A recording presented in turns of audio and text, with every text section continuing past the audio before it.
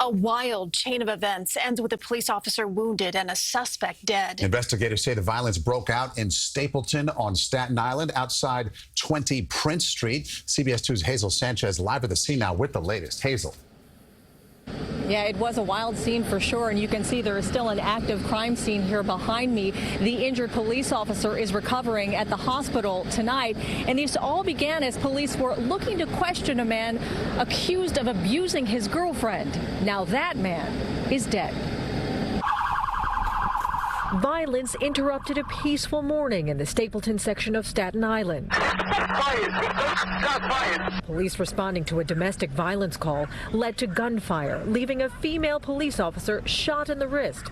The suspect, Gregory Edwards, fatally wounded as police say he resisted arrest. When they came, they had grabbed him, and when they grabbed him, they tased him. This morning, Edwards' girlfriend called police accusing him of domestic abuse. Investigators say the girlfriend helped officers track down 39-year-old Edwards outside a home on Prince Street off Vanderbilt Avenue. The suspect immediately became combative with the officers and violently resisted their efforts to place him under arrest. During the struggle, an NYPD taser was deployed, hitting the suspect's back.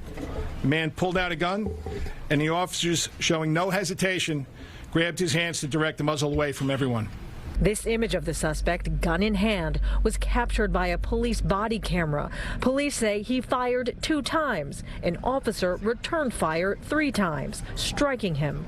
A 30-year-old female officer was injured in the crossfire. Edwards' 9mm handgun was recovered at the scene. A neighbor, too afraid to show his face, says he was terrified. I heard gunshots, like 6.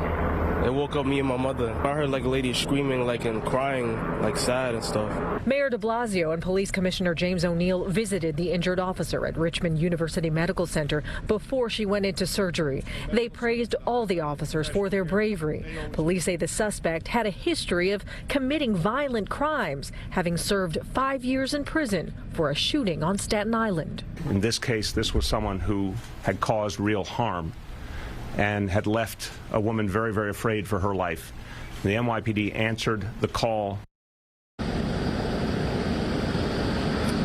Now, the wounded police officer is expected to be released from the hospital tomorrow. Police tell us she did not fire her weapon during today's shooting. We are told only one officer discharged a weapon during the shooting. That officer, a 3-year veteran of the NYPD who had never been involved in a shooting before.